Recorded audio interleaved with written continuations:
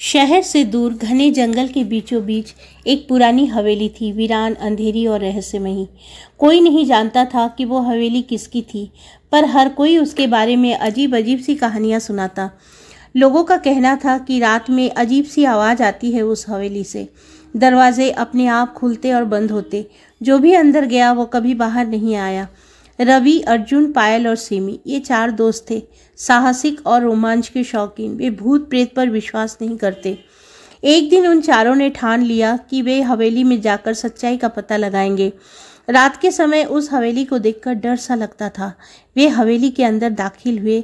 अंदर घना अंधेरा था। अचानक हवा का एक ठंडा झोंका उनके दरवाजे को जोर से बंद कर गया। पायल चीख उठी। ये क्या था? कोई बात नहीं, शायद हवा के कारण यह हुआ होगा, रवि ने कहा। वे धीरे धीरे आगे बढ़े। तभी दीवार पर टंगे एक पुराने पेंटिंग पर उनकी नज़र पड़ी। यह एक महिला की तस्वीर थी जिसकी आंखें उन चारों को घूर रही थी। इतने में पेंटिंग ज़मीन पर गिर पड़ी। अब सबके रोंगटे खड़े हो गए। तभी ऊपर की मंजिल पर किसी के चलने की आवाज़ आई, किसी के कदमों की धीमी और भारी आवाज़। कौन है वहाँ? रवि ने हिम्मत जुटाकर आवाज़ लगाई। कोई आवाज़ नहीं था, पर आहटें और तेज़ हो गई। अर्जुन ने इशारे से सबको चुप रहने के लिए कहा।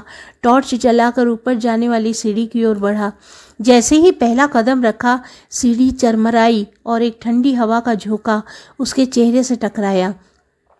जब वे ऊपर पहुंचे, दरवाजे के पीछे किसी औरत के सिसकियों की आवाज़ आई। सिमी ने कांपते हुए कहा, हमें यहाँ से वापस चलना चाहिए। लेकिन रवि और अर्जुन ने फैसला किया कि दरवाज़ा खोलकर हम देखेंगे। उन्होंने दरवाज़ा खोला। सामने दृश्य देखकर चीख निकल गई। सामने सफ़ेद साड़ी पहने हुए एक औरत कोने में बैठी थी। उसके लंबे बाल चेहरे पर झूल रहे थे। उसकी उंगलियां खून से सनी हुई थी। जैसे चारों ने उसे देखा, औरत धीरे धीरे खड़ी होने लगी। उसके पांव जमीन के ऊपर उठ रहे थे।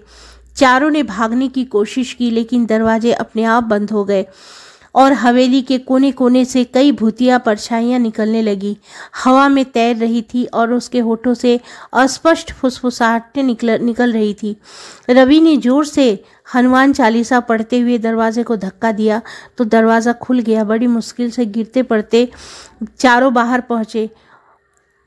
अगली सुबह जब वे गांव के बुजुर्गों के पास पहुँचे और अपनी आपबीती सुनाई तो बुजुर्गों ने कहा, यह हवेली कभी किसी तांत्रिक का हुआ करता था और वहाँ कई निर्दोष लोगों की बलि दी गई थी। उनकी आत्माएं अब तक वहाँ भटक रही हैं। चारों दोस्तों ने कसम खाई कि वे फिर ऐसी गलती कभी नहीं करेंगे। दोस्तों, ये था एक भूतिया हवेली के ऊपर एक छोटा सा मेरा हॉरर कहानी। अगर मेरी एक स्टोरी पसंद आए तो प्लीज़ लाइक, शेयर, कमेंट करना ना भूलें और सब्सक्राइब कर मेरे साथ बने रहे। फिर मिलूंगी।